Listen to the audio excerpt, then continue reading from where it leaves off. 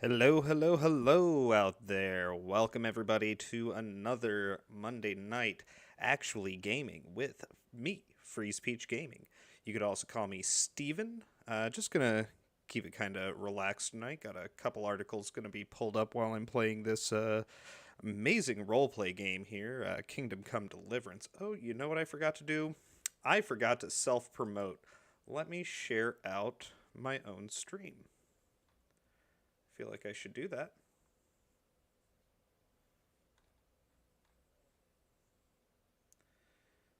Yeah,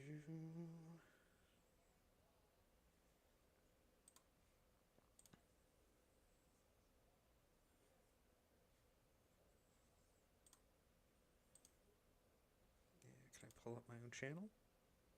Oh, and I can do it without giving myself a bunch of feedback.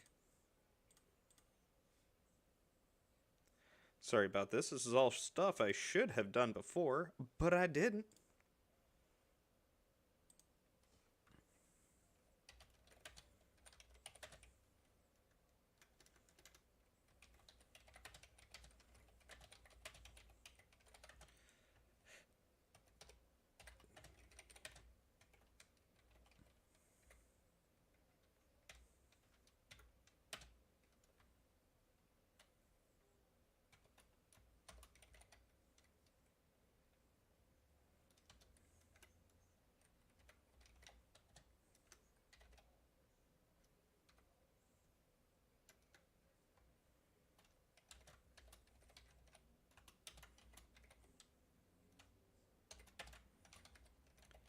So, I think the only thing I don't really like about this game so far is the. I mean, they don't actually put the colon in the middle of the name, so it makes it sound like it's just Kingdom Come Deliverance, which has a weird sort of roll off the tongue. You know, there should be that colon in there. All right, well that's a very basic tweet I'm putting out there. Oh well, I need to get it rolling.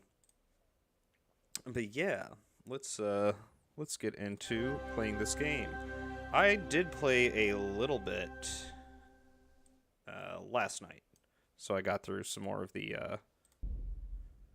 tutorial. What's up, Freeze Peach? I am playing Kingdom Come Deliverance tonight. Wait, did I just say me? I'm a little bit off today. Gap Stargate. Yes, Kingdom Come Deliverance. Doing a bit of the still getting through the earlier portions of the game, but definitely through the intro. I'm about to do this quest where I'm going to be a, oh, what am I doing? I'm, basically being like a catch pole or a guard. Ooh, is there an extra quest? Yeah, I'm going to talk about a couple of other things while I'm here. Thanks for coming in. No one wants to give me any side quests. I get all these stars for people saying, oh, here's a side quest. No one wants to give them to me. Yes. But, yeah, I'm going to talk about a bit of the, not so much the Ukraine situation, but how it's, relating to gas prices and everything else. I was talking to the wife about this earlier, and it seems like the whole raising of gas prices when, you know, yeah, we're still buying oil from Russia. They only account for 3% of our total usage. And, You can count on me. you know, it seems like it shouldn't be having this much of an impact on our gas prices. It almost seems, I mean, not to get all conspiratorial here, but it almost seems kind of intentional. Like this is just another way for them to start pushing their green energy initiatives. And of course, you know, no one ever wants to bring up the idea of nuclear energy. So it seems all a little bit too convenient each time. Jesus Christmas, the gas prices just hit $4 where I am. Same. Last time I filled up, it was $3.89, and Yes, I have. I'm pretty sure it's gone up. That was like last week, and I'm pretty sure it's gone up again. It's got to be around $4 again.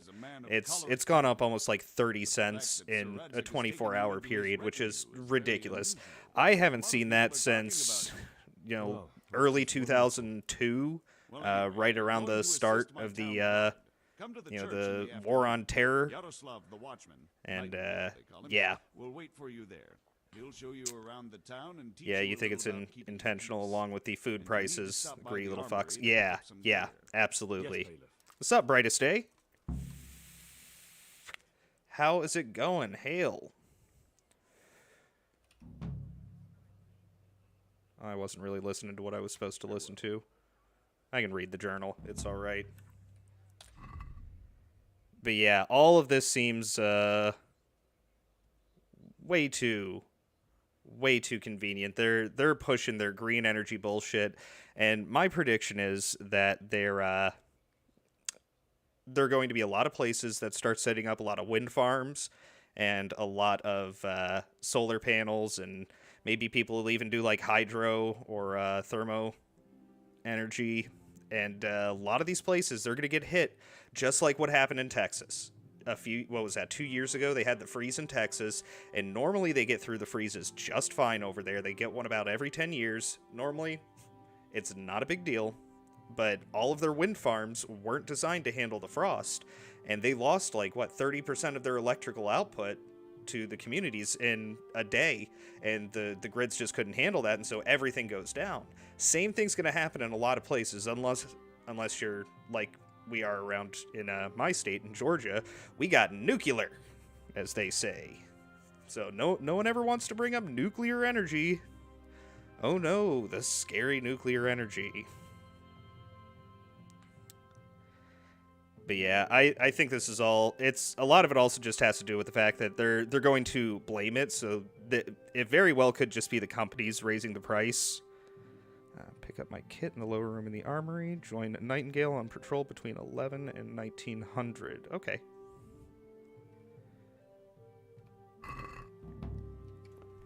But it could just be the companies being greedy and using this as an excuse. I mean, that's never happened before. Never let a good crisis go to waste. Let's see, is this the way I want to go? No way this is where my gear is. It said the lower room.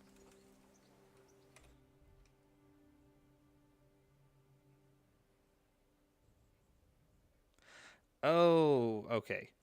Over there.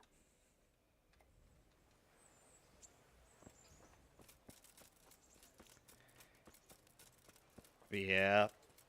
Yeah, I mean, kind of like everyone's been saying all over the place, like, I feel bad for the people in Ukraine. Heck, I feel bad for the ordinary citizens in Russia. I mean, I know there's a...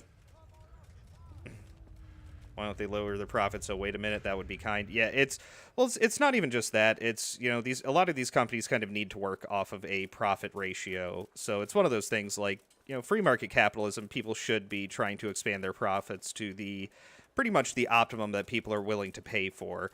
I really think it's just that people aren't paying attention, or it has gotten to the point where they know that during a crisis time like this, people are going to be willing to pay for it. So I'm not saying I condone that sort of style of business. It would be a lot better if we didn't have such a monopoly, especially with foreign companies or foreign sources where we are getting all of a lot of our oil from, because we don't do a whole lot of onshore drilling for some friggin' reason. That would only make sense. Where am I supposed to find this gear? Lower room of the armory. Probably where these guys are going. So... But yeah, I definitely feel like it's You gonna give me my shit? I'd say there's not much They're taking the crisis to their advantage. They're but your wish is my command. and it sucks, and I feel bad for the people in Ukraine and the people in Russia, because one of the other things I was going to bring up, have a couple articles here, is that Netflix and a lot of these other companies are now just cutting off they're cutting off all of the Russian people. Light padded armor? Yeah, I'll put it on. They're yeah, like Netflix and Disney Plus and all these companies are cutting off the people of Ukraine from being able to use their products. And, really, it's basically comes down to corporate virtue signaling at that point in time. Because they're not losing a whole lot of profits in doing this. But they are essentially punishing the people of Russia for the actions of their government. And there are a lot of people over in Russia who are essentially staunch nationalists to the point where they don't actually pay attention to what their government is doing. I would like to say that that's one of the main differences between like American nationalists and European nationalists, is that nationalism here in America, typically we tend to be a bit more picky and choosy about our government, and we tend to look at, anything we can to... Oh man, that black padded coif is so much better. Why would I wear that? See, it gave me all this gear, but it's just not as good. I'll wear those, though. Oh no, the Van Braces are better. And it's one of those things, like, now I feel bad for all the people in Russia. And not only that, it really highlights to me just how quick and easy it is for so many of these corporations, because this wasn't even done with government interest or government action involved in it. So it's how quickly and how easily they're able to remove normal people's ability to purchase things, to use the services that they've paid for. And they do it without a second thought to all of the people that they're cutting off while doing this. And it just kind of makes you think, a lot of people on both sides talk about how we have sort of a uniparty going on, and we have a lot of corporatism here in America, which I would agree with. But with, if we are becoming a more corporatist society, not him, just makes you wonder, makes you think, when could that happen to us? How easily could that happen to us? This can't be the right area. Okay, this map's... Oh, yeah, I just have to patrol an area. What time is it? I believe I can show up now and start patrolling with this dude.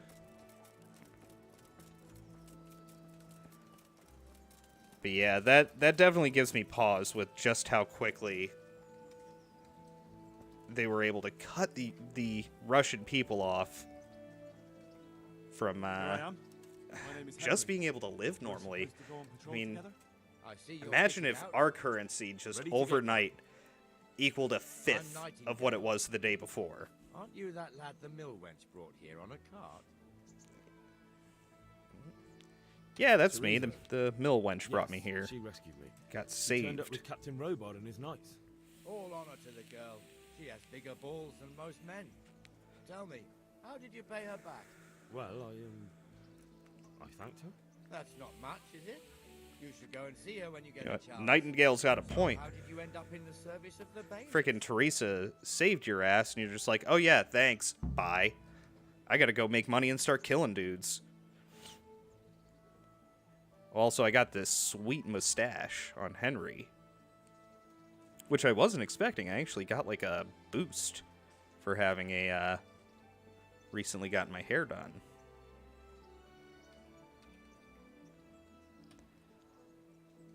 I don't want to be kicking around in the dirt while other men do honest work.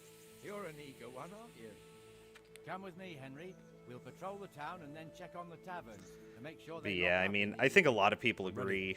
Yeah, see, that would be horrible, Don't Gap forget, Stargate. That's I'm supposed to try you out, and with the help of yeah, teach you and something. it So I just makes me expect think, you you know, to they've aim done the this to an combat entire yourself. country because their I'll government make is sure you pulling don't do some anything too really stupid. shitty things Let's on go. another country, and they're using a lot of propaganda to This is really our control church, the people of Russia, because I believe it's just called Channel 1 news over in Russia. They're well known for putting out propaganda. So you have large portions of the population that are under the belief that horrible things are happening in Ukraine. Like they literally are being told that there's a genocide going on in Ukraine against Russian-speaking Ukrainians. So a lot of the people over there are supporting these actions, and So the companies are, I guess, now going to take their vitriol that they have towards Putin because he's the wrong type of authoritarian, because, as we all know, these people don't really have anything against authoritarianism, just the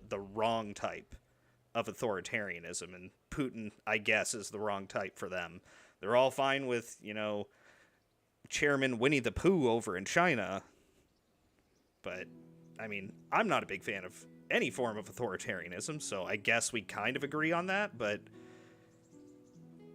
yeah, they're taking it out on the Russian people themselves, and I wonder when they're going to be able to get away with it for simply being a political dissident. If you don't agree with their politics, they're going to just cut you off, and we've seen that partially happening. We've seen that in the legal system. We saw it happen in Canada with the trucker protest. And that was the government working with, GoFundMe, to take the money that people had donated to them and they attempted to divert it to other charities until they got enough backlash that they just put out refunds. But at what point in time are they going to be able to get away with that? I mean, they've gotten away with jailing the people over the January 6th stuff for over a year. It still amazes me how many sheep there are around the world. Yeah, I agree, Gap. It's but it's one of those things, each and every day more people are waking up, and I do believe that every day that they keep pulling this BS, more people are paying attention. And right now, what I'm hoping will be the silver lining of the energy crisis that they're trying to, in my opinion, manufacture in this country. I'm hoping that people seeing very clearly and begin to vote with their wallets at the very least, they see that when certain type of people are in office, I'm not a diehard Republican or anything, but, if it seems to me like when Republicans are in office, I at least get to keep more of my money. Well, all right, let's be clear, more populist candidates, because, George Bush was in office and we had crazy inflation during his time, and then we had Obama, and he basically just did nothing about inflation. He kind of kept the status quo. It had a very slow rise through the Obama years, not the sharp spikes that we saw during the Bush years. But I'm hoping that people just see that when Trump was in office, I mean, where I live, gas got down to... Oh, I'm trying to remember exactly how low it got. It was really low at one point in time. I'm also not too far from Alabama, where they do some drilling. I mean, within a couple 100 miles of Alabama, where they do drilling, so I get some domestic oil from that. But I want to say I remember paying below $1.50 for gas for quite a while during the Trump years. And then as soon as Biden's in office, it starts rising up. And so I hope people start noticing things like this.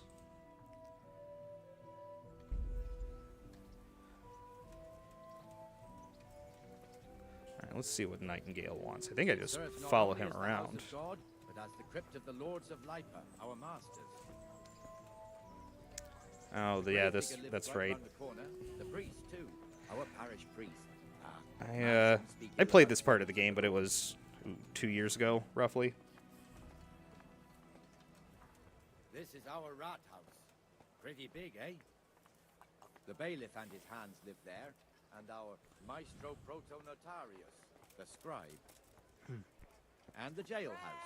You don't want to see the inside, not even as a guard. Naturally, we have an executioner too, but he doesn't live in town. That wouldn't be oh yeah, you can't have the executioner living nearby. Gallows Hill, the other side of the creek. This game does such a good job of creating the medieval experience for people, to where, like, during the Thieves Guild quest, which I completed last night off stream, the very intro quest, you're to go dig up a body and steal a ring off of the body and then transport it to another town. I haven't done the transport part yet, but I stole the ring off the body.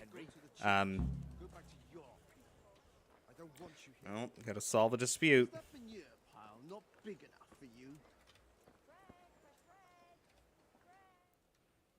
What are you two screeching about? Stop making such a ruckus. About time you turned up. This filthy beggar thinks. My name is Jane. No one cares what your name is. Yeah, we need people to Filthy wake up beggar faster. thinks she can come You're and right. stink in front of They're my shop. slowly waking up, I want you bit to by get rid bit. of her. It's going to take a long time.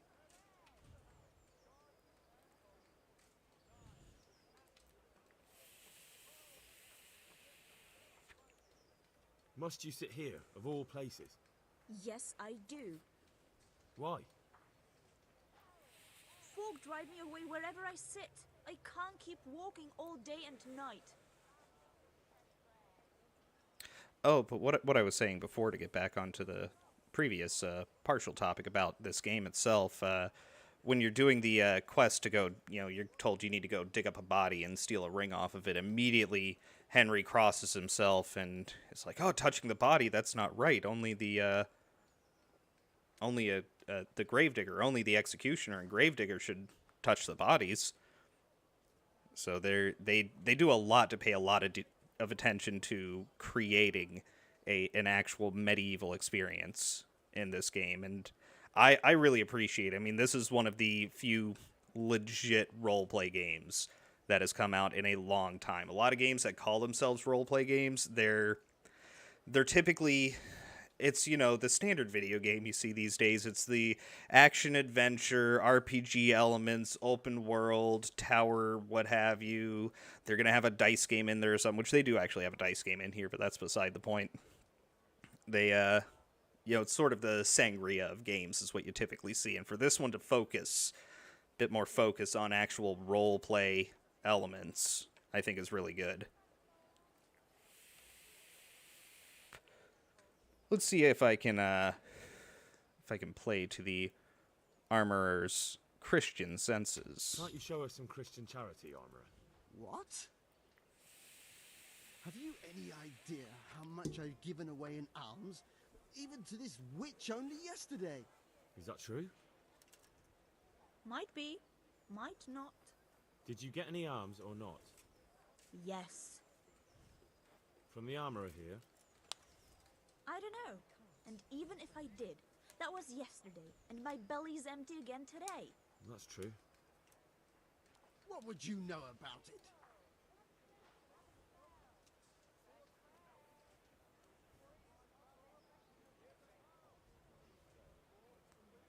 Let's see if he'll go for us both We're contributing. both good Christians, aren't we? We should each give something to the poor soul. And what then? Then Jane will be on her way. Immediately. King Solomon now, are you, lad? Hey. Fine, have it your Yeah, I've been training up the speech God skill. bless you, and you too, citizen. I won't be a nuisance no more, really. Thank you. Thank you. Jesus, you're as bad as each other.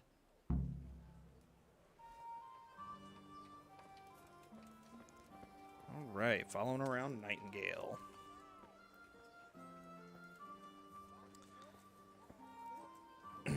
But yeah, something else I need to look into that was getting mentioned to me earlier today was the Pfizer documents had dropped. So I'm interested And now our people aren't too happy in with him. actually taking a Some look with fools are those. even calling for Sir Hanush to finally hand the fiefdom over to the young lord. Sir Oh, Hans they do Capon. not need to hand the kingdom over Sir to Hans's father, Sir Hans old Sir Capon. Yeshke, may God rest his soul, kept it till he was an old man. Then he retired from it. First That to guy's a Moravia, dick. then to eternity. Sir Hanush But managed yeah, the fiefdom until there's Sir the Hans meme comes sort of age. going around of, hey, has anyone seen the Pfizer documents come out? And everyone's staring at him like, we're about the war now. When the estates have to be handed over. These affairs often end in conflict. I hope we have nothing like that here. Which, that reminds me, another article I had pulled up was about Megan Mullally and Nick Offerman. Apparently made some sort of, I stand with Ukraine, essentially, speech at some award ceremony that nobody really gives a shit about. But the news media still writes about it. I think Hollywood Reporter did the article. But yeah, here, I actually gotta bring this up because you gotta see what Nick Offerman is wearing in this because it's kind of ridiculous. Move this over here.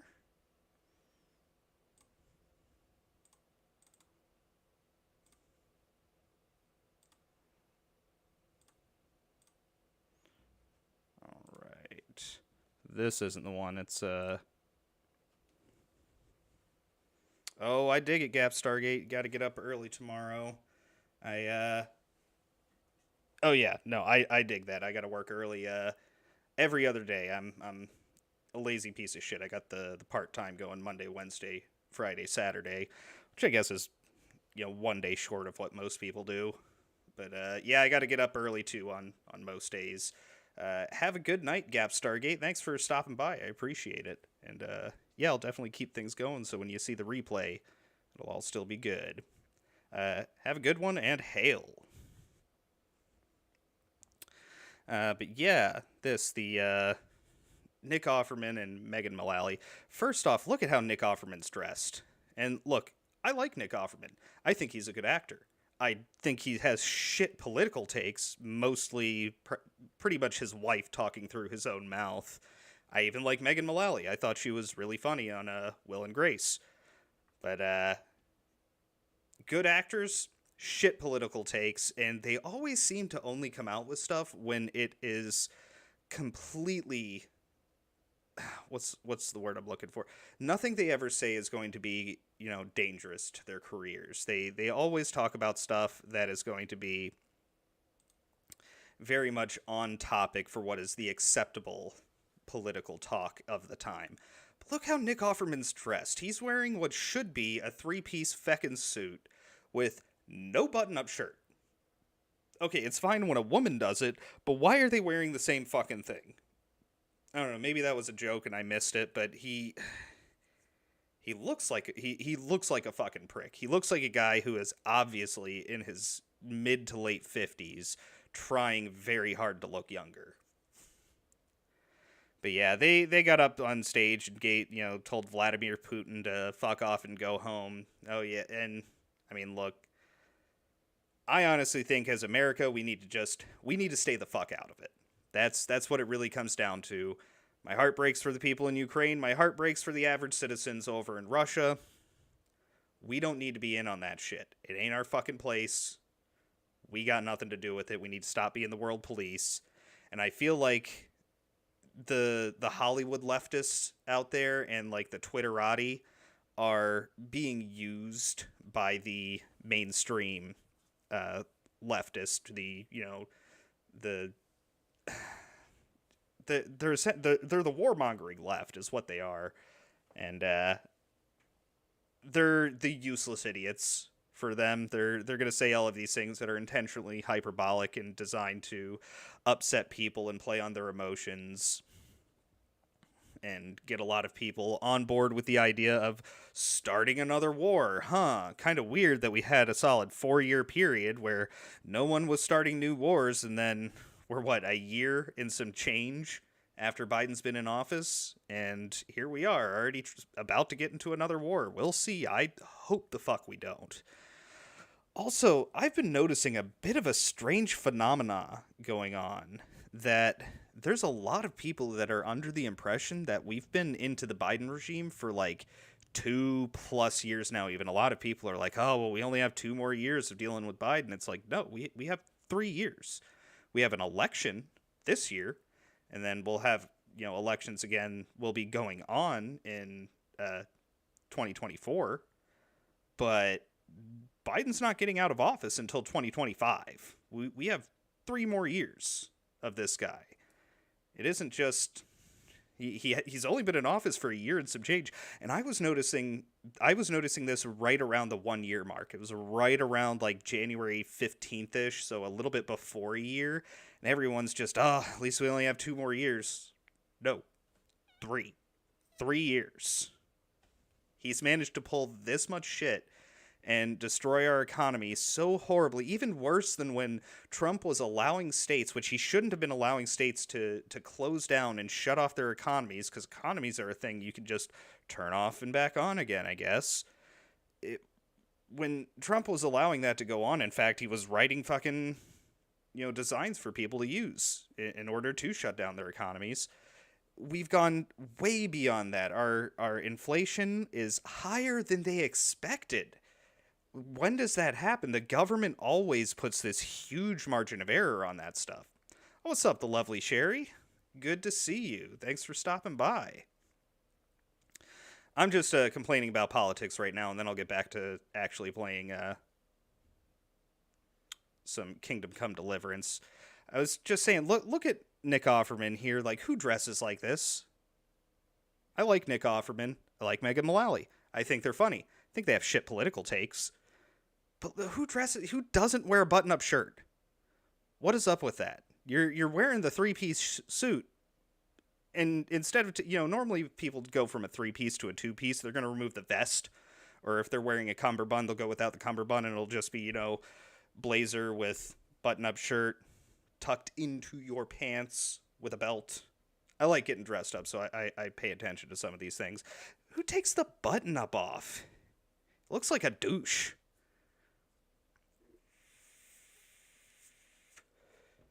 But yeah, I'm kind of tired of celebrities constantly having to give you their political take on everything. It's like the one thing I give credit to with Robert Pattinson. Actually, there's a couple of things. I know a lot of people like to give Robert Pattinson shit for the, being in Twilight, which I can't blame him. He probably got paid a assload of money. But let me switch this back over to Kingdom Come. But at least he's kind of just lukewarm on his political takes. He doesn't tend to go one way or the other, which makes me think he might actually be a secret conservative out in Hollywood. That is known to happen, and a lot of those people usually just don't talk about their politics. But not only that, I actually give him a good amount of credit for he's really been cutting his teeth on a lot of indie films for the past few years. He's been actively working on improving his craft and trying to become a better actor. Now, I haven't seen the new Batman movie. I don't know. I've never been the hugest Batman fan. I've been getting some decent reviews on it, and at this point in time, honestly, it would just be good to go to the theaters for an okay movie. I'd be happy if I walked out of a 3 out of 5 film. I'd be perfectly happy with that. Like, average movie. I enjoyed watching it. Probably won't go to see it again. I would be willing to pay the fuck, these days it's probably gone up. Last time I went it was like $30 to get 2 tickets to a theater. But I love the theater experience. These days, I'd be willing to pay it. Gotta do my nervous sip. This is spring water. Is it spring water? This is not spring water. But nervous sip.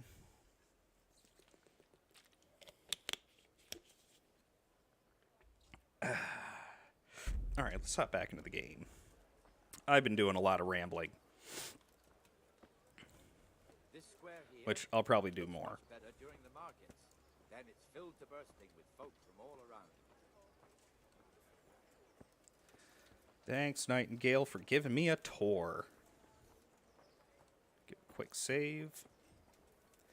Yeah, one thing I did do with this game is, I think I mentioned it on the previous play, but I'll say it again because that's what I'm supposed to do. We've also got I the didn't bakery notice that. shop I could here, hear the difference that in his mad merchant footprints Wolfgang when he was Brugger. walking through the Brugger puddle. has a pretty His daughter, but he footfalls keeps her on a sounded short different. rein, which the young Interesting. bucks are none too happy about. But I did put I in the heard he mod keeps that the poor lass locked up at home all day. so I can save whenever I want.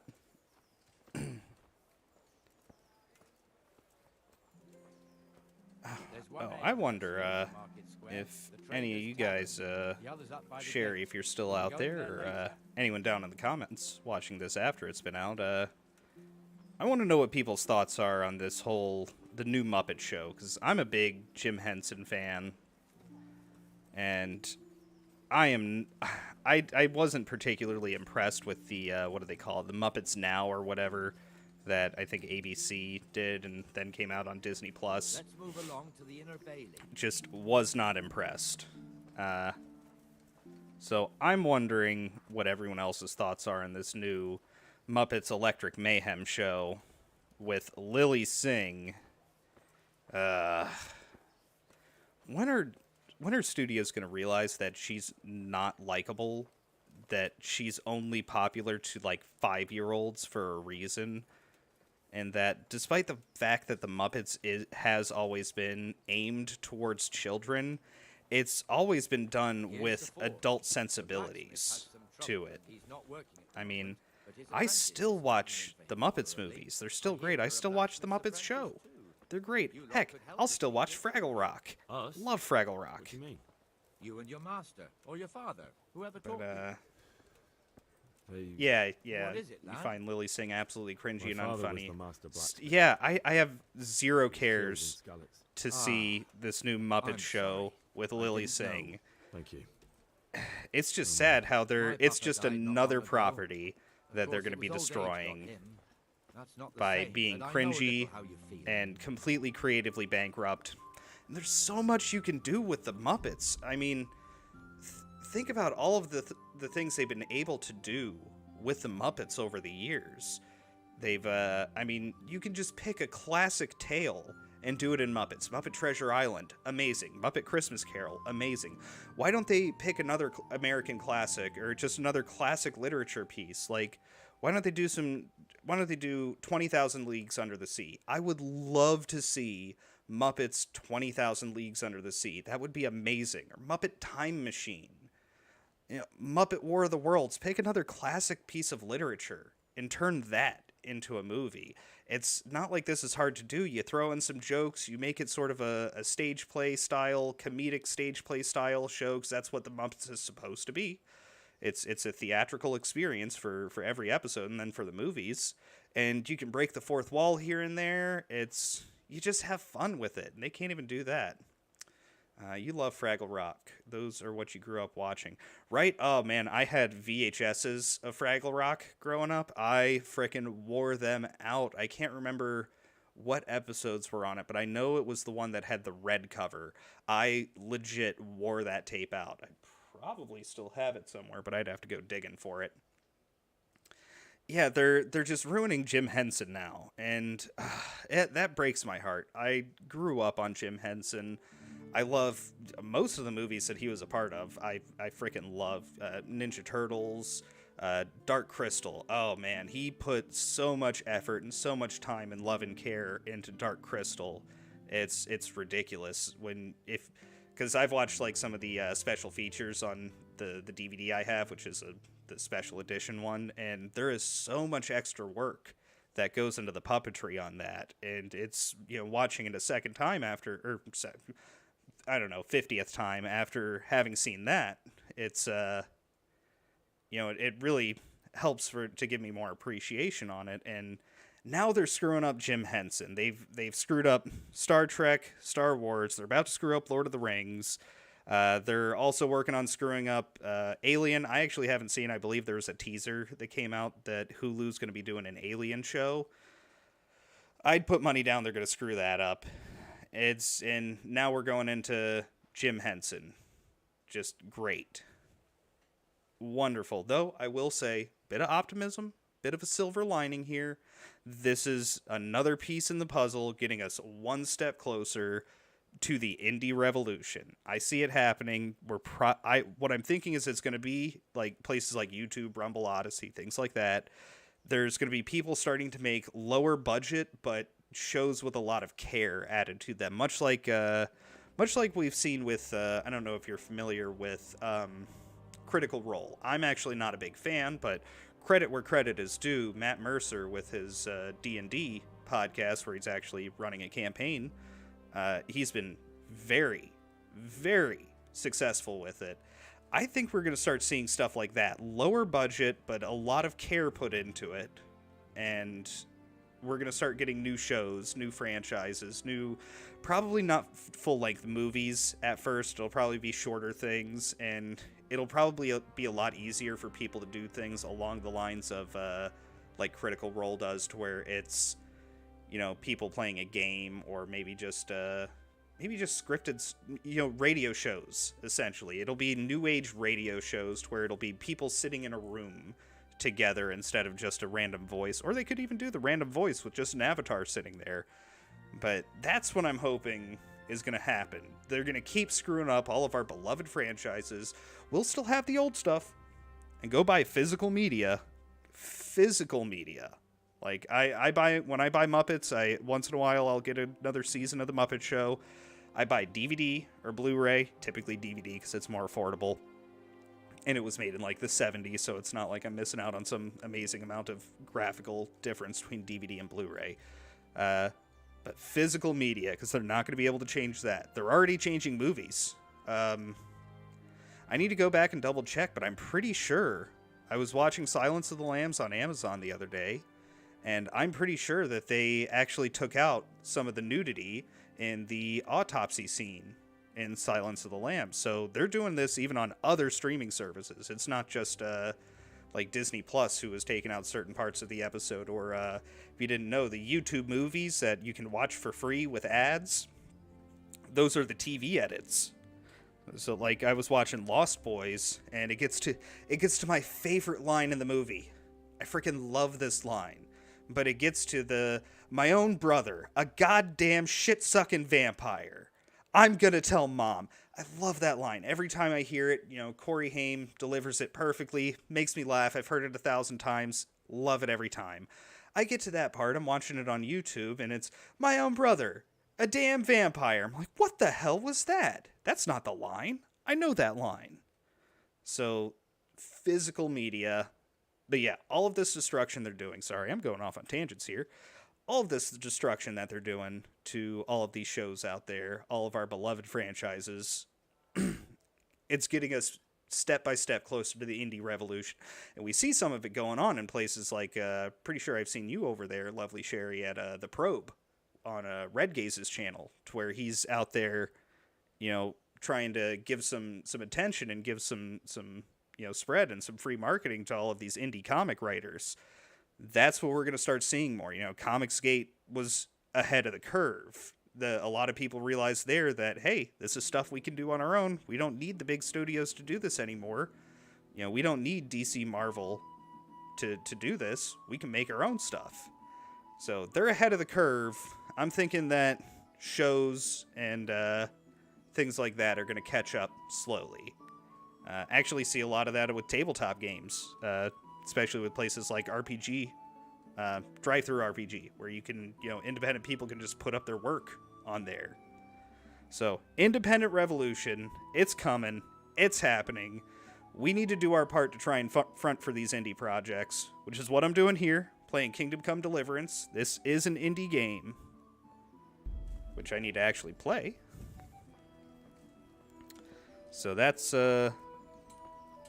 yeah, I think the whole... But Lily Singh actually being in the Muppets, it just shows you exactly how creatively bankrupt these people are. They don't even know what actual Muppets fans are interested in. It's like they either think that they're going to be getting 5-year-olds to watch the Muppets again, or they don't understand the fact that everyone who is a fan of the Muppets is, like, for the most part, age 30 up. Like, between my age and my generation, like millennials, up to Gen X.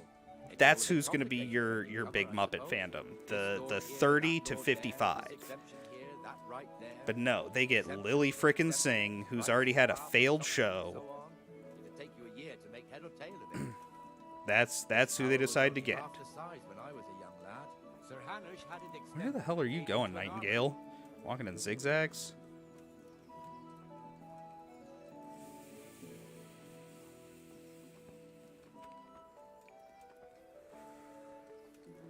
So, and actually that reminds me, what is his name? Floral from Under a Rock. I just discovered him a couple of days ago. He's sort of part of this, he's in sort of the same realm of people that, I talk to and you guys here in the chat know about, or also talk to. But yeah, he's doing puppets, and I actually really like his style of puppets. I've only seen a couple of his videos. But I think we're going to start seeing people like him putting on their own puppet shows, essentially. I think that would be awesome. God be with you, Benesh. How goes it? Well enough, Nightingale. It's quiet. Good. But I'm reduced to Where's Moimir, anyway? Isn't he supposed to be here with you? Ah, yes. He hasn't turned up yet. Oh, Riveting conversation, boys. Now, where might he have got to, then? I don't know. You don't know, eh? Let me tell you something. When the bailiff finds out Moimir's slacking off, he'll be in serious shit. And being a friend of his, you wouldn't want that, would you? No. So it's better if I deal with it and we leave the bailiff out of it, right? Yes, I suppose so. So where is he? In the tavern. He was thirsty, so he... Went for an ale. We know how that goes. Come on, Henry. Let's go and find that idler, and you'd better talk some sense into him. Oh, yeah. Let's get this idler. Oh, I think I know what's going to happen here.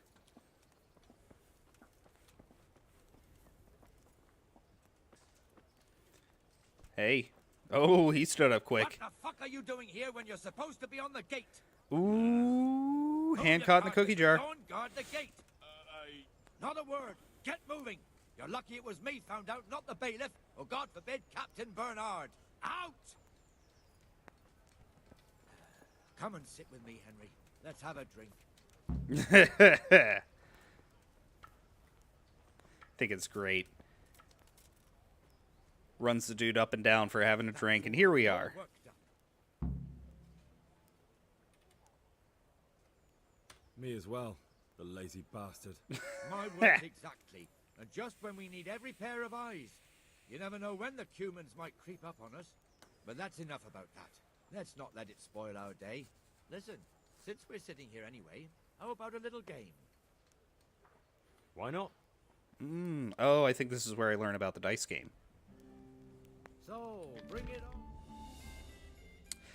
Dice. If you want to try your hand at gambling, it's possible to play the dice game of Farkle in every respectable tavern. The goal of this two-player game is to be the first to reach a certain number of points. 6 dice are thrown in the players' alternate turns. Points are gained for every 1 or 5 thrown, and for 3 or more of a kind of any number. Scoring is as follows. 1 is worth 100 points, 5 is worth 50, 3 of a kind is worth 100 points multiplied by the given number. So 3 4s is worth 400 points. Multiplied by the... Okay, 3 1s is worth 1,000 points. That's odd. 4 or more of a kind is worth double the points of 3 of a kind. So 4 8s is worth 800. 4 4s is worth 800. 5 4s is worth 1,600. 1 2 3 4 5 6 is worth 1,500. 1 2 3 4 5 500. And 1 3 4 5 6 is worth 750. A player's turn always begins by throwing all 6 dice. The player then uses E to set aside scoring dice, and at least 1 die must always be set aside. Then, the player can throw the remaining dice again using F, and the situation repeats. Scoring combinations are counted for present throw and not the entire turn. The key element of the game is that if a throw does not produce a single scoring die, then the player's turn is over and all points gained up to that point during the game are lost. It is then the opposing player's turn to throw, therefore it is advisable to end your turn using Q before there's a significant increase in the chance of not a single die will score. Okay, so that's each round. It is often worth not removing all scoring dice so that you will have a better chance of scoring higher on the next throw. And since every player throws his own dice, there is also an opportunity to cheat, but it is more difficult to find loaded dice. The Devil's Head is a set of dice with a joker instead of a 1, which acts as a wild number in combination with any number. I feel like just having loaded dice would be better. It is... okay. Joker on its own has no value, so if all the dice thrown are jokers, the player bust. Okay.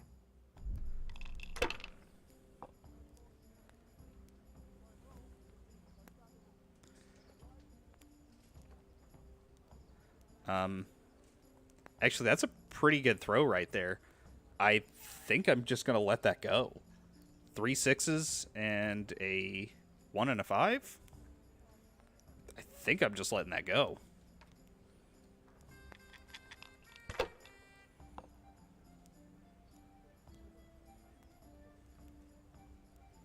That's it.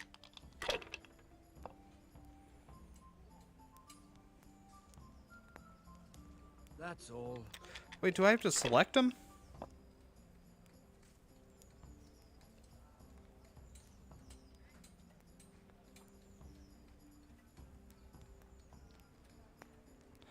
Oh, I have to select the ones I'm going to hang on to.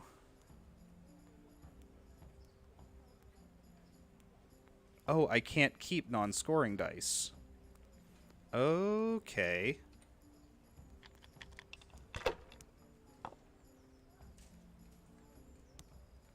Oh, what? I swear I saw a 1 in there. Do they always show up as the same? Oh. This'll be the one.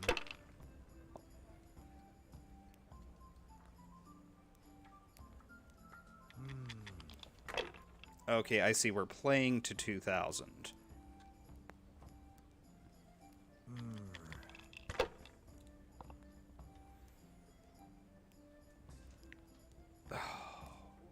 Bastard. After I had such a solid opener. Okay, that's pretty solid too.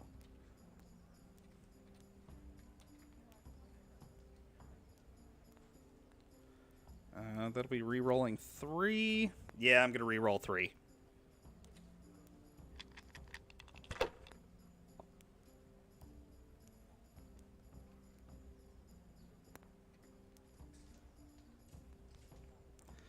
I'm going to score and pass. Better to get some points on the board. Especially after that bit of a misunderstanding I had. Let's see.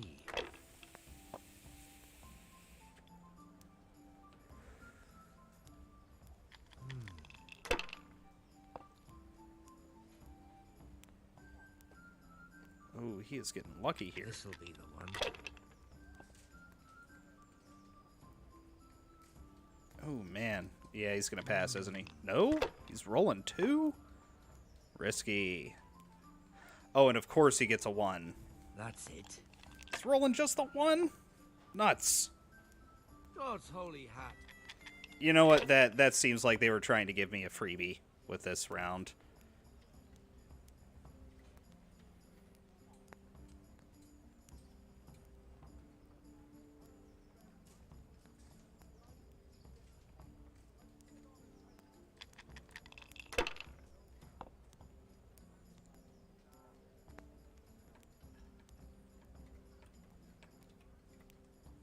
Not the best, but I'm catching up.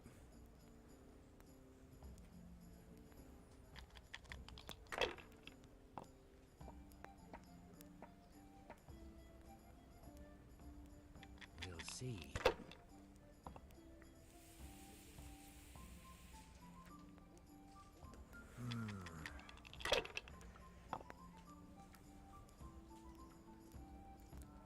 Ooh, only taking the 1-5. But yeah, just more shows, more crap that they're taking from us. It really almost feels like they're intentionally trying to demoralize us again. Let's keep those. I'm gonna re-roll that 5.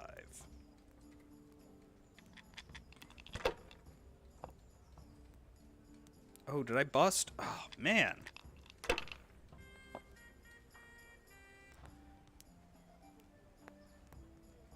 Yeah, I was going to say, he's got to keep those 3 4s. That's such a good roll. No, I daren't. Man, I started off with such a great roll, too.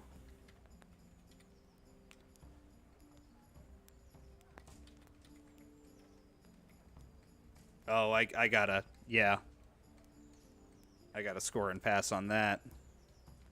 A double triple. Yeah, I gotta look up and see what they're doing to Alien. That's just...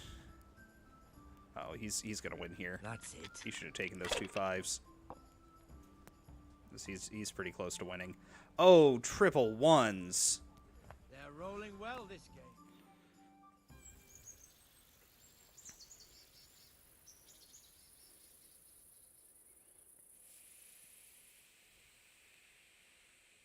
Just one more thing and we're done for the night. Ringing the end of the day and closing the taverns. Isn't it still a bit early? I don't know how it was in Skalitz, but here in Rattay we close up at this hour. Except, of course, during fairs and big festivals. Then we don't close at all. I see. Should I go and ring the bell? If you wouldn't mind, the bell is hanging outside the Rathouse. Ring 3 times, then go to the Trader's Tavern by the market square and make sure the innkeeper closes up. I'll do that. Before I forget, it's forbidden to walk in Rattay at night without a torch. Here, take this one. I have a torch. Okay, I'll take a torch. What? There we go. Hold down 1. Where the heck am I supposed to go? The Bailey?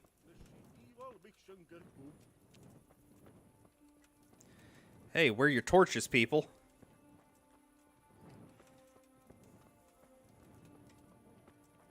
Wait, that overloaded me? Oh, that's gay. Oh, have a good one, lovely Sherry. I hope you have a wonderful night. And I hope you have a great day tomorrow, too. Thank you. May the Lord And be with there's the wife probably coming to say good night to me. Hey, babe. Hi. We are live right now, just so you know. Hi.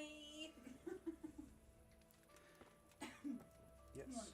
Alrighty. Righty. You have a good one. Sleep tight. Also, love you. Love you too. See, you say things like that, and you can get away with dumb shit. Like being a turd. It's true. Same to you.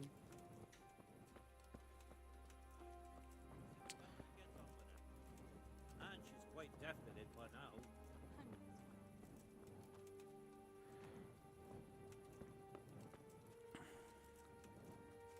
Oh, and I can't jump while overloaded. Isn't that special? Probably can't fast travel either.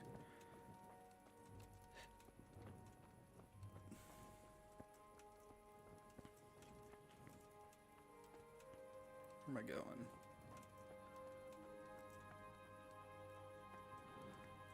Where's the bell? Hey, that looks like a bell.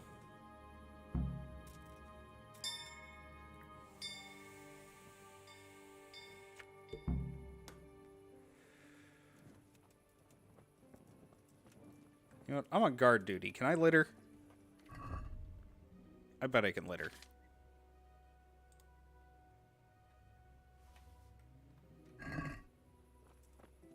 Ah, so much better. I didn't realize I was right on the edge of being overloaded.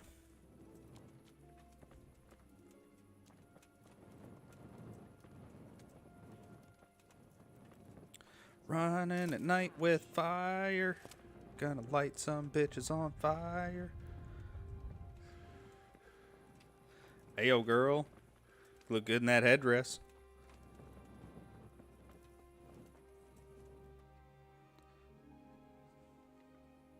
And the canon of St. Wenceslas in Olomouc was so drunk, he dragged the pig to the market square, saddled it up, and rode it out of the town gate.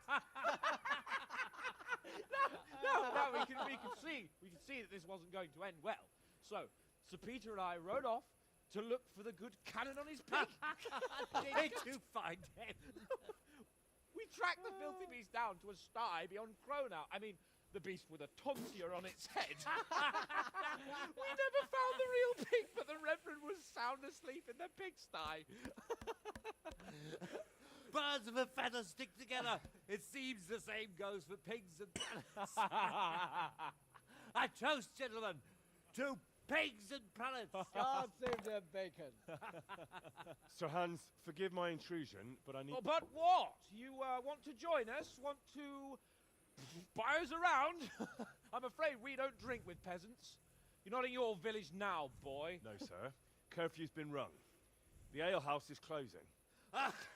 Nothing closes while I'm sitting here. If that's all, you're dismissed. Are you out of your mind, lad? You can't cross his lordship. He's got a temper like a bear with gut ache. If I was you, I'd get lost before he shows it. The bailiff instructed me to close the tavern at the proper hour. He doesn't want anyone disturbing the peace after curfew. The bailiff?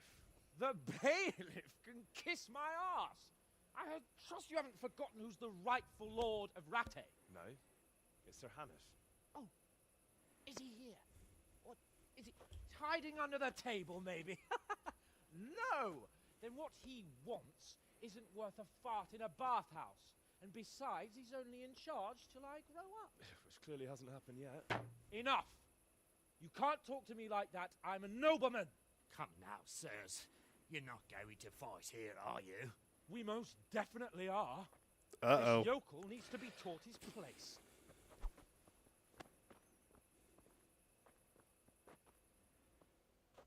Oh, I am not good at fist fighting in this game.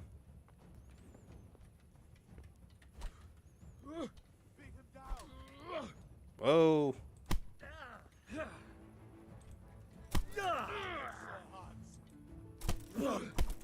Give that bastard something to remember you What's by. the matter? Come on. That'll teach you how to talk to your betters. Teach that insolent pup a lesson. That'll show you.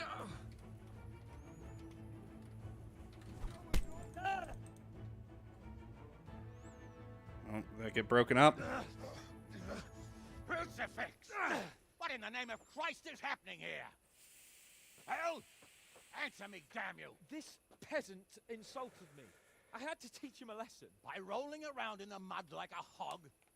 That's a fine example of noble conduct. Sir Hannes, the bailiff ordered me Silence! You shut your mouth and thank your lucky stars that you are Radzig's ward. Have you gone out of your mind? Raising your hand to a nobleman? And you, Hans, Uh-oh. how many times have I told you that drinking with your subjects might be good for their morale, but it's bad for your honor? You spend all your days drinking and chasing wenches, which wouldn't matter if you paid any attention at all to your duties. And now we see what that leads to. Tomorrow, you will go with me to a hearing. Some landowners have asked me to settle a dispute. It'll be an excellent lesson for you. I had planned to go hunting, but if you think listening to the pointless gripes of a bunch of old fools will benefit me, so be it. Ooh, hunting. Well then, Your Grace, I'll tell you what. You can go hunting. Really? Oh, naturally. Who am I to deprive the young Lord Capon of his sport? And you can take Henry here as your page. Him? Absolutely not. You'll do as I've commanded.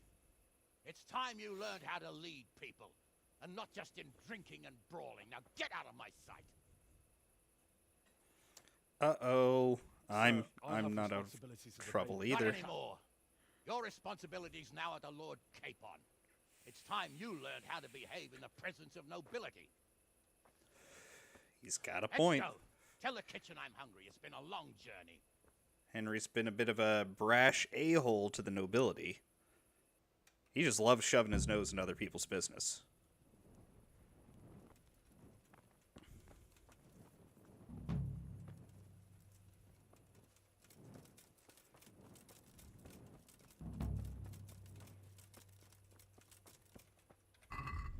Let me guess, I have to show up the next day.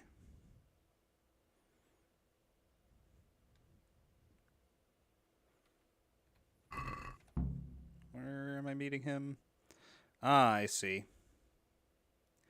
Oh, and I can't fast travel to the upper gate because they'll take all my stolen gear. And I happen to like my stolen gear. It's good.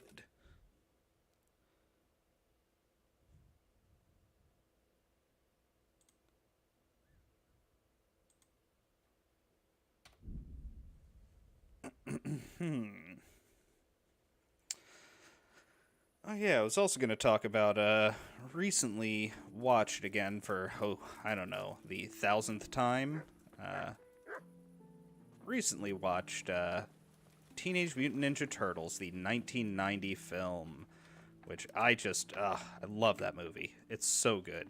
It's not just a good movie for being a Ninja Turtles film, it's just a good movie. I don't think I need that many bandages. Let's just keep 2 on me. Also, don't think I need the... well, the bludgeon was for guard duty. Let's put that up. So let's put the ash bow up. Don't really need that.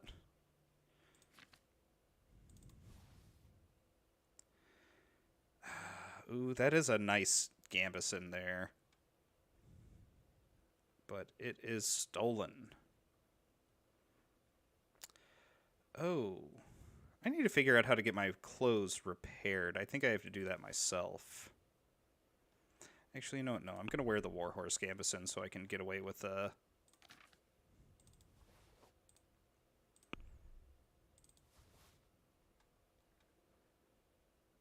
Oh, that thing's completely busted. I need to see about getting my clothes repaired.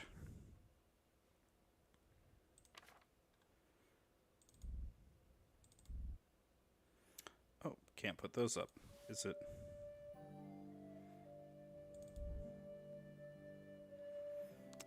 I'll stash some of my money, too, on the off chance I get, robbed.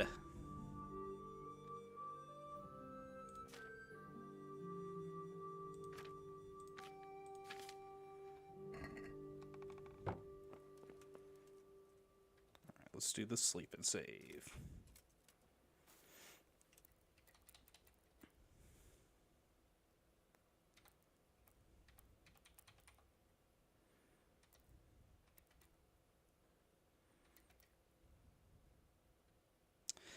Have a feeling the stores won't be open at that time, but sleep's better than just waiting.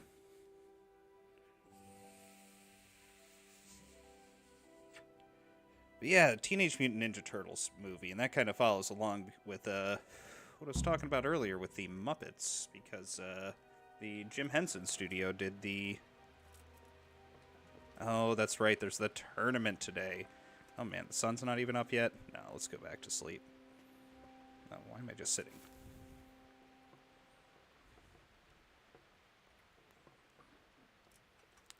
But yeah, the Jim Henson studio did the effects for the Muppets movie. And boy, is that... It's just a great film. I think it's one I might do a breakdown here in the future. Do a podcast where I just talk about, just the Muppets movie. Gotta actually get up. Hey, lad. Don't you want a little wager on the Rat-Aid tourney? No, I'm good. Because I'll probably, hopefully, be in the tourney. So you should do some eating.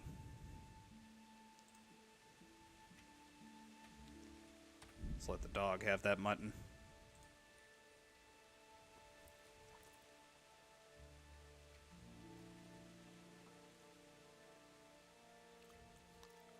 Might as well eat all of these before they go bad. But yeah, I was talking with Nelson the Gentleman. We were in on Tommy and the Guinea Pig Collective. He was doing his Going Old School podcast earlier today. And we started quoting Ninja Turtles, and we were just going back and forth on it. and man, it's just such a... Not just a good movie for being Ninja Turtles. Like I said before, it's just a good movie.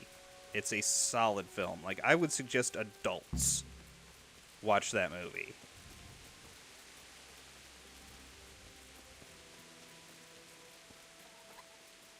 And things we were talking about were how, like, they, it's something they really took seriously. It's... Taylor, there we go. They really took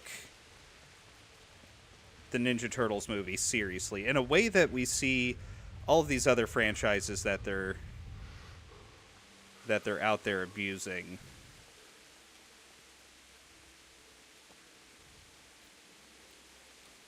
I guess we'll just wait an hour.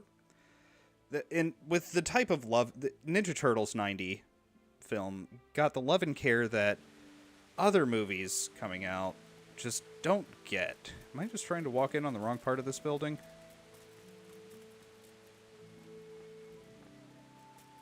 Or is everyone, like, closed for the tournament or something?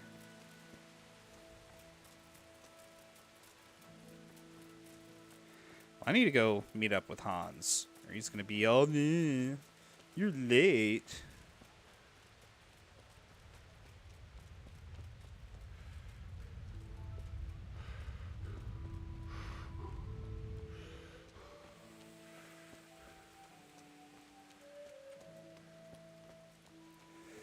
Yeah, we were throwing lines back and forth. What was it? Jens had mentioned cricket. So Nelson threw out the line, you gotta know what a crumpet is before you can understand cricket. And that line always gets me going. I actually saw this dude at Dragon Con. This was probably 5-6 years ago. But there was a dude at Dragon Con doing a Casey Jones cosplay, and oh man, the guy was perfect for this. Like, he had the look of Elias Koteas, like, in his face. He had the facial structure of the dude.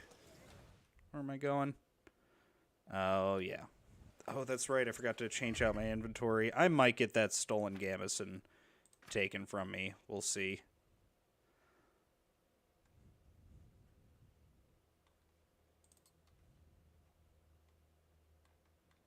No, looks like I'm not carrying any. Oh, is my sword stolen, isn't it? No, no, looks like I'm good. Looks like I'm good.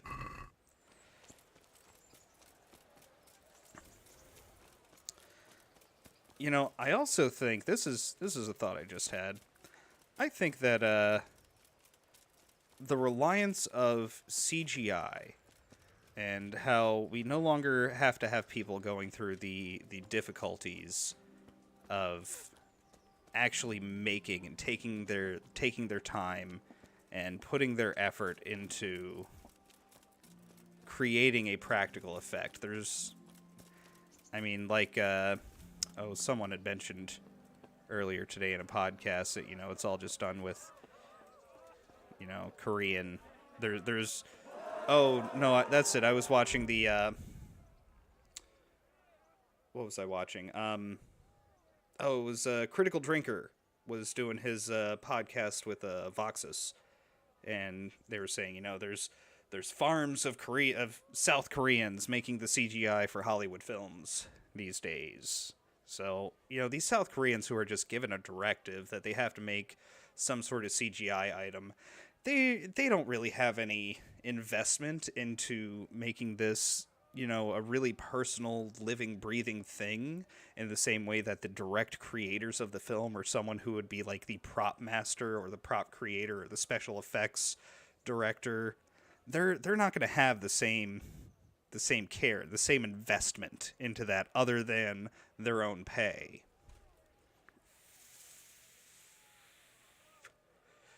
So that's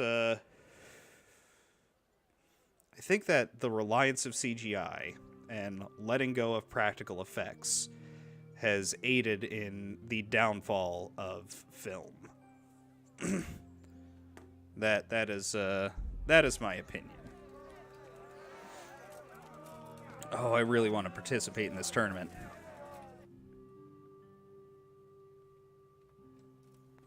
All right, let's do a hard save to see if I can't. Maybe I can do both.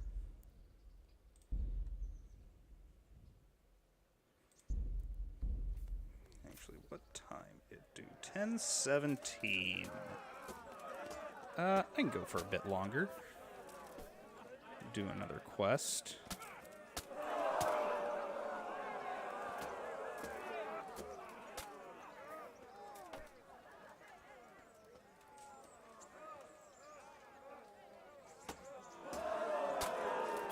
I wonder, I'm going to try and enter in this tourney here. Who do I need to talk to? Probably this guy. Ooh, I don't have the strength yet to... Oh, yeah. I have a sword. I don't yet have the strength to use said sword. With you, lad. What can I do for you?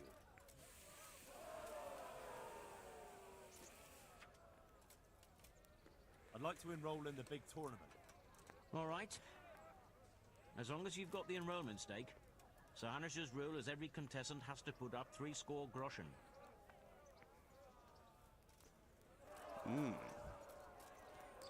Yeah, I'm in. Of course. Here you are. What's your name? I'm Henry from Scallops. I'll make a note of that. And I need to know what weapon you choose.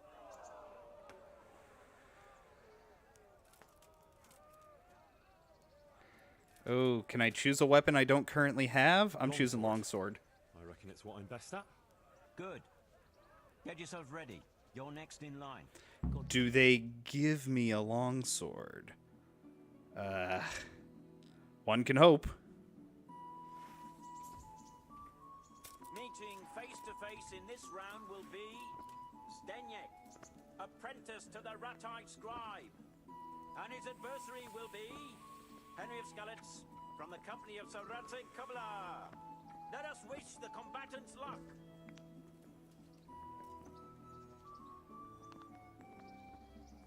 All is prepared for the first duel. We will witness a duel with longswords. Yeah, let's do this. I got you.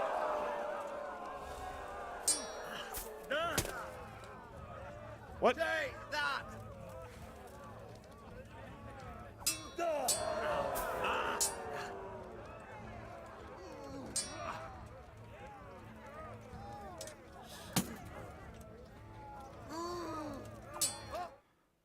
Oh, oh.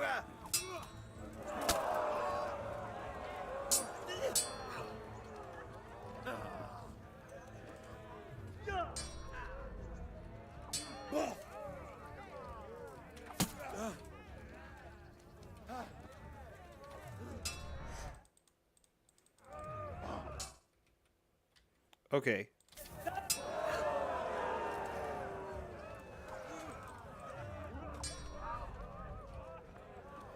Come and get it!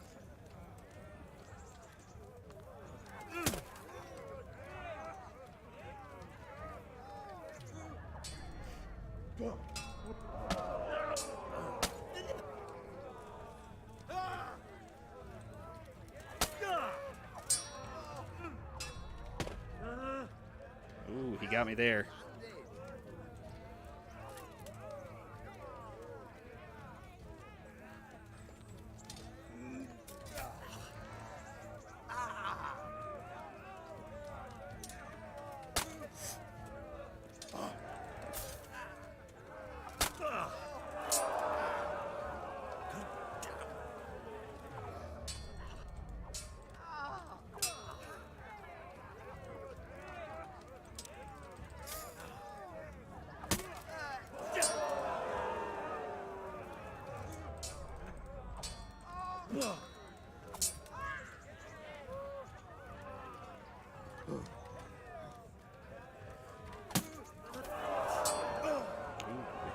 Got me.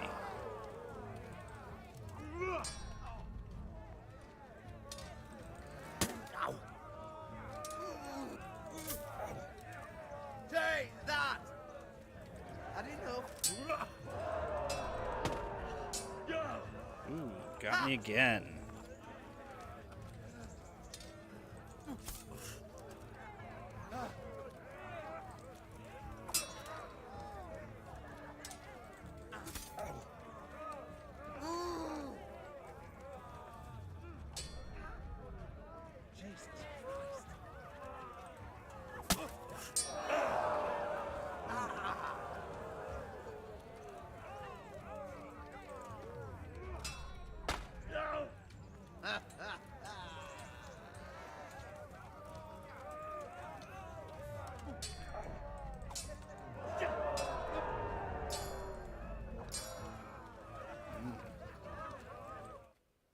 What?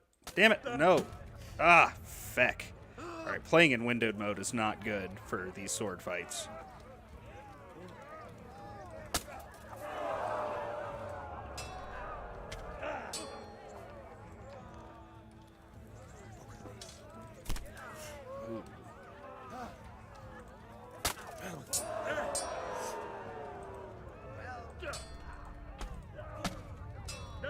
Ooh, oh, he got me good there.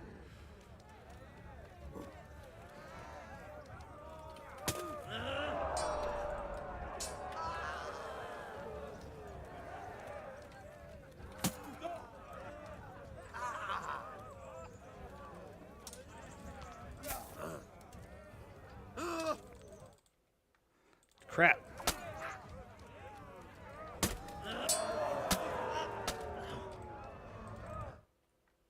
Ah, shit. I keep clicking off the damn window.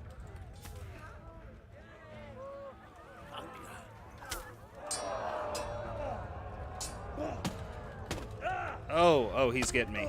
Oh, he's getting me.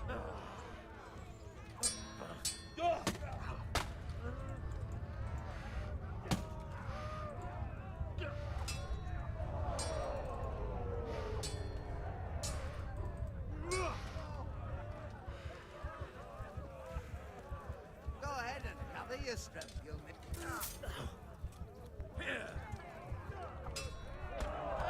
Oh, he's definitely getting me. This.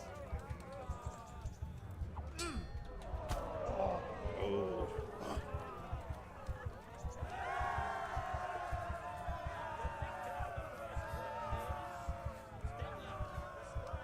Uh-oh.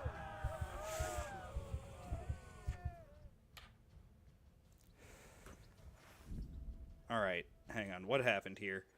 Alright, yeah, there were so many windows that got clicked in that. So what happens is, while I'm doing the sword fighting, if I bring my mouse down too far, it will click something on my my startup bar, my task bar. And so, for some reason, I opened up Skype while I was in the middle of that. I'm just glad I didn't make a... I'm just glad I didn't make a an actual call. Though I did have a message that was drafted up in one of my D&D calls, simply saying, God. All right, let's see if I can do this next fight without getting too whacked up. Oh, no, not a new game. The second bout will surely be no less exciting. This one may decide the winner.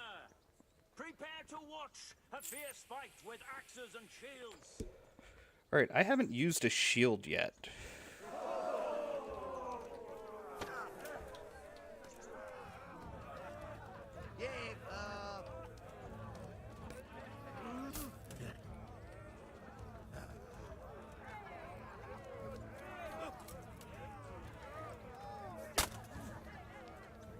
Curse it.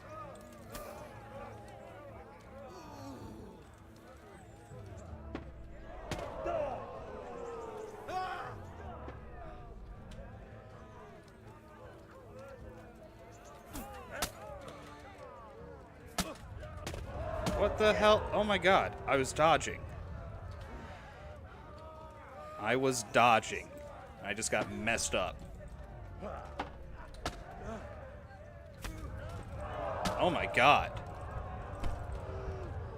Yeah, he's taking me down. I'm not getting anything out of this fight. Oh, yeah. Oh well.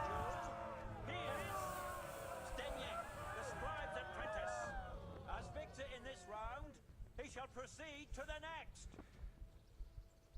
Oh well, I got some good XP out of that.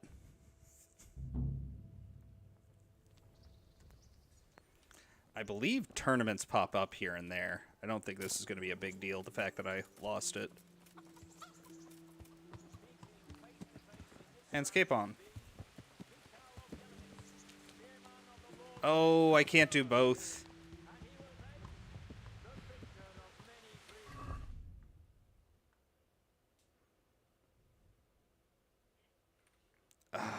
Gotta make the choice. Alright, well, I think I'm calling that here for today. Let's see, I tend to try and do some sort of, just a bit of a talk of trying to, you know, put some of my personal philosophy out there into the world at the end of these streams, you know. Try and give people something to think about, something they should strive for in their life. And I think this week I'm going to go with, you know, despite all of the hardships we're seeing in the world today and everything horrible going on, you know, this isn't anything that people in the past weren't able to get through. this isn't anything new for us as humans. It always looks bad, and every generation always thinks they're in the worst place. But, you know, we had lines and gas hikes, and we had all of this stuff was very similar to what happened during the Carter administration. And you know what? People made it out of that. And after the Carter administration, we had 8 years under Reagan, who I'd say much like Trump wasn't a perfect president. He certainly had his faults. But, you know, a lot of good economic growth came out of those times. And for everyone who's thinking that, you know, once it goes one way to the bad, that doesn't mean it's going to always be there. Doesn't mean it's going to stay that way. You know, gas prices are going up. I thought that gas prices were just going to stay around $4+ a gallon for the rest of my life. That's how I just thought it was going to be after Obama. I think the lowest it got during Obama was like 350-ish. So, you know, I always thought it would be around that range and just sort of slowly increase. But then, you know, Trump came into office. He lowered a lot of the regulations on people doing onshore drilling for oil. And for the first time in pretty much ever, we had become a net exporter in oil. And gas prices went down because we had our own supply. We were self-efficient in that. We had our own ability to supply ourselves with crude oil and make gasoline and use it for fuel and electricity and all sorts of stuff. So for everyone out there thinking that this is a one-way street we've gone down with Biden, that things are never going to get better again, for anyone feeling nihilistic or apathetic, just know that everyone of every generation, or at least a lot of people of every generation, have felt that way at some point in time. And, you know, sometimes things have to get worse before they can get better again, which I know sounds like a cop-out for people living through difficult times, but, you know, sometimes we need to take a bit of a tip from our English brethren across the sea, that, you know, sometimes you just need a bit of a stiff upper lip attitude and think, you know, other people in other times have gone through much worse. And especially a lot of us here in America who are complaining. I mean, if you've got food in your belly, you've got a roof over your head, you have prospects of being able to take care of yourself and your loved ones in the future, you're better off than 99% of the people out there in the world. We have an absolute abundance of affluence in America that we don't like to acknowledge all of the time. I mean, I'm not rich. Far from it. I have a very cheap house. I did a really good job, in fact, of spending my time. I took my time and I found myself a really nice house at a really good deal in an okay neighborhood. Actually, my area's gotten a lot better since I moved in. You know, more businesses have been popping up in this area. They completely repaved all of the roads. Their house prices have gone up. So, I mean, housing prices have gone up everywhere, but, you know, I live relatively well, though, especially compared to the rest, you know, other parts of the world. 99% of the world out there, people who are living outside of a superpower, I'm living it up. I mean, I've got a shelf right behind this camera that's just chock full of miniatures for D&D games. People in third world countries can't have a shelf full of miniatures for D&D games. I mean, there's hundreds of dollars worth of miniatures there. Not all of them are mine. I'd say about a third of them are probably mine. But nonetheless, there's hundreds of dollars of miniatures there. You know, I've got game books just lying around. I've got Advanced Labyrinth Lord right here. I can spend my free time sitting down playing games with my friends. And, I mean, all of you people out there who are watching this video, you have the free time to be able to just sit down and enjoy the video. So, no matter how hard we think these times are, we're actually in the best of times. I mean, worldwide hunger and starvation is at an all-time low, and every year it's getting difficult for us to get the numbers lower, because we've done so well, especially with, I know a lot of people like to talk shit about them, but GMOs have done a lot to expand our ability to grow wheat in places where it normally couldn't grow, or fruit, or things like that. And we've been able to use this technology, and yeah, there are people who are having to deal with it. You know, the people who have gluten allergies and actual gluten intolerances. It sucks for them that, you know, we've changed wheat, and that's changed our digestive systems, and it's going to take a few generations before people really start to adjust to that. But in my opinion, that's kind of a small price to pay on a societal level for, you know, dealing with world hunger like we never have before. So just remember, if you've got a roof over your head, you got food in your belly, you've got electricity, running water, probably pretty good. At the same time, doesn't mean you should just close your eyes and bury your head in the sand and not pay attention. It's important to prepare for what could be worst case scenarios.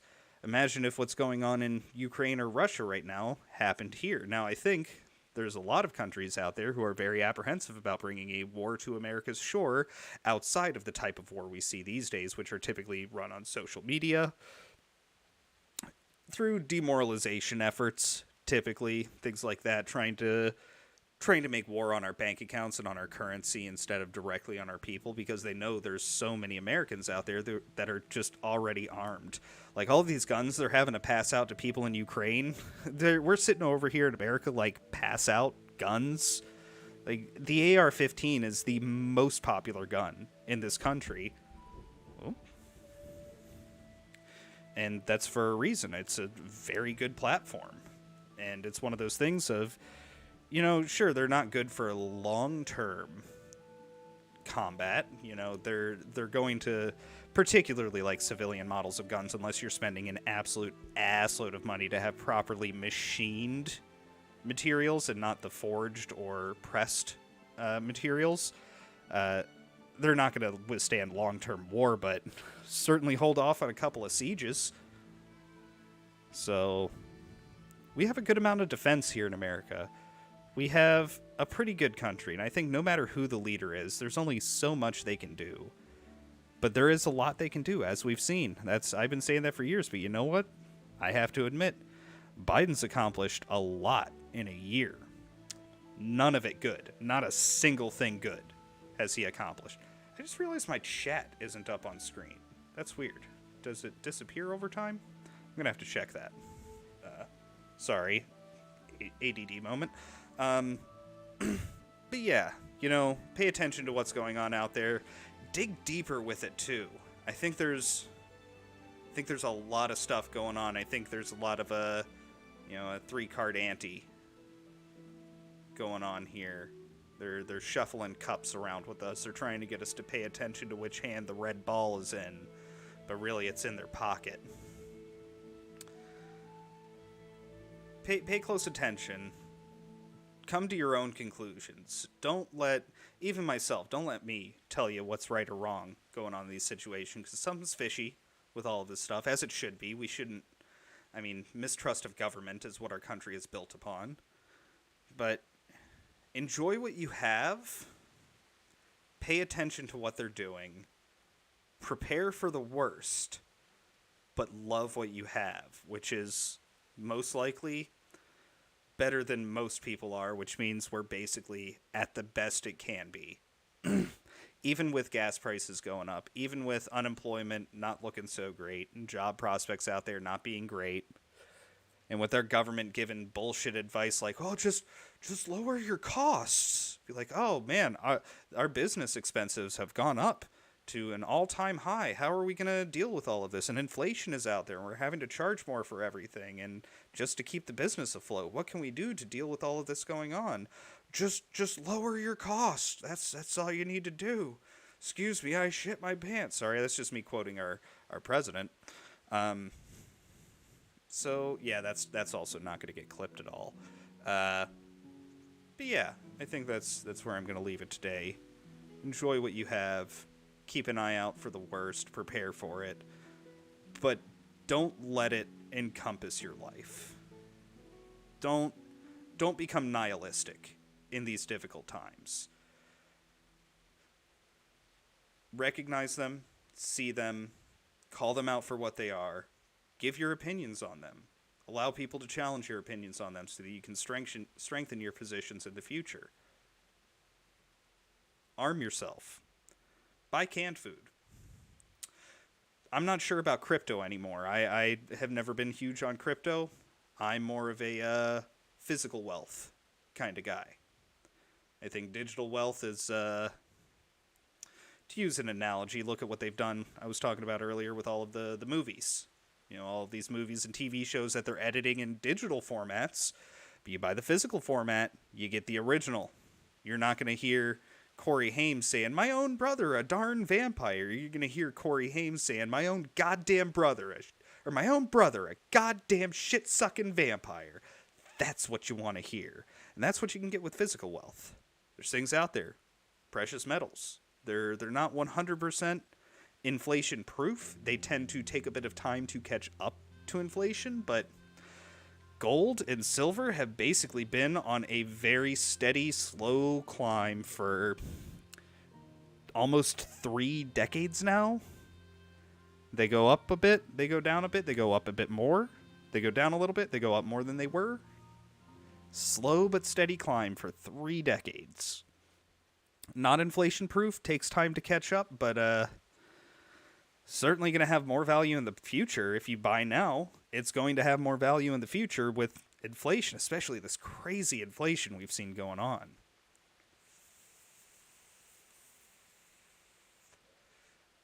So yeah, I think that's where I'm going to leave it today. Love yourselves, love each other, do better for yourself so that you can improve those around you, and enjoy what you have. I think that's all I'm throwing out there today. Everybody, have a wonderful day.